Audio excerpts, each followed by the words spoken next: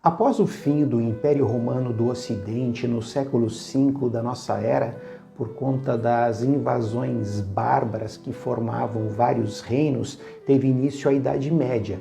Surgiu um novo modelo de organização social e econômica na Europa, o feudalismo.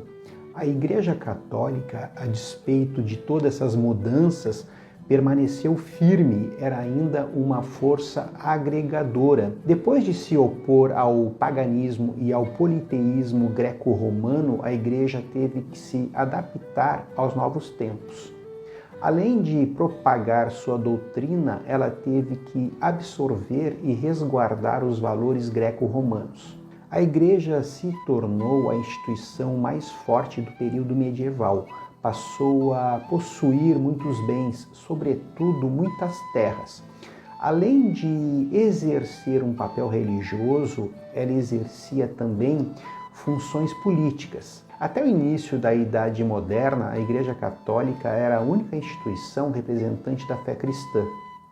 Havia uma grande valorização da filosofia grega entre os romanos. Por conta disso, grande parte da doutrina cristã desenvolvida na Idade Média apresentava a influência de várias escolas do pensamento grego. A responsabilidade de elaboração da doutrina cristã recaiu sobre os padres da Igreja e outros eclesiásticos de destaque, e tinha o objetivo de explicar e justificar a fé.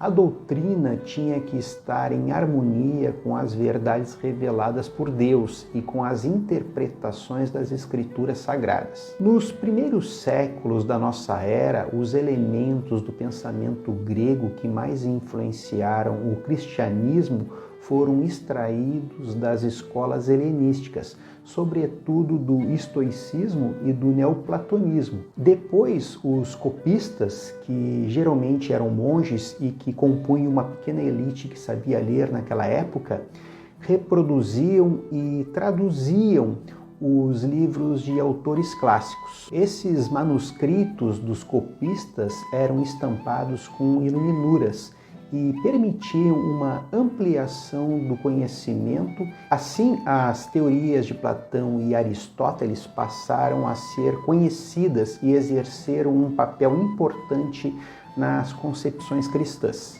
O conhecimento da filosofia grega foi utilizado como uma ferramenta para conciliar a fé cristã com a razão, para demonstrar racionalmente as verdades da fé.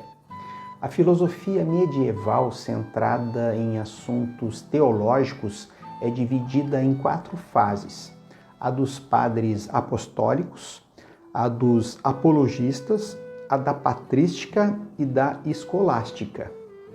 As grandes reflexões na Idade Média giram em torno de tópicos como a existência de Deus, a imortalidade da alma, a graça, a conciliação entre fé e razão, a liberdade, a vontade, a salvação, o pecado, a encarnação, o livre-arbítrio, etc.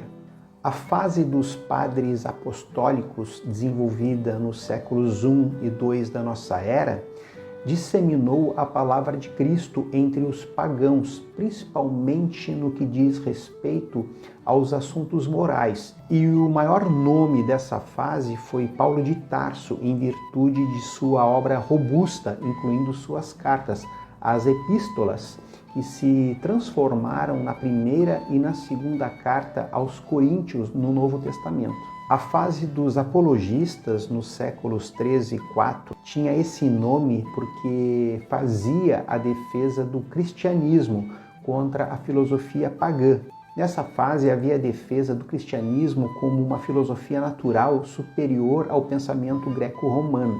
Os grandes nomes dessa fase são o de Orígenes, Justino e Tertuliano, sendo este o mais inflexível dos apologistas na proteção da fé contra a filosofia grega. A fase da patrística se desenvolveu entre o século IV e o século VIII e pretendia uma conciliação entre fé e razão. Essa fase tem esse nome porque os dogmas desse período foram desenvolvidos pelos padres da Igreja. Na patrística se destacou a figura de Agostinho de Hipona, mais conhecido como Santo Agostinho.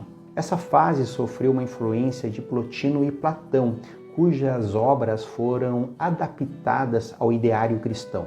A fase da escolástica se desenvolveu entre o século IX e o século XV e pretendia fazer uma sistematização da filosofia cristã, principalmente a partir da interpretação das teorias de Aristóteles. Os escolásticos defendiam que os seres humanos poderiam conceber e compreender Deus por meio do empirismo, da lógica e da razão. O grande nome da escolástica foi Tomás de Aquino, também conhecido como Santo Tomás de Aquino. Vale registrar que, na verdade, as primeiras fases do pensamento medieval, a fase dos padres apostólicos e a fase dos apologistas, estão situadas no final da Antiguidade, ou seja, são anteriores ao início da Idade Média, mas pela temática e pela conexão que há entre todas as fases, essas duas primeiras são estudadas dentro do contexto da filosofia medieval. A patrística está ali no limiar entre a Antiguidade e a Idade Média, e a escolástica está totalmente situada dentro da Idade Média. As fases mais marcantes da filosofia medieval são a patrística e a escolástica, e é nelas que vamos concentrar um pouco mais da nossa atenção,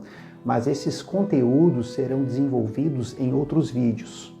Apesar da filosofia medieval ficar marcada por reflexões no campo da teologia, é prudente registrar que há trabalhos filosóficos nesse período que fugiram desse eixo, mas que são menos conhecidos, embora muito importantes. Podemos falar da produção de pensadores como Boécio, Avicena, Averroes, Roger Bacon, Guilherme de Ockham e Pedro Abelardo, que contribuíram filosoficamente no campo da ciência, da ética e da lógica.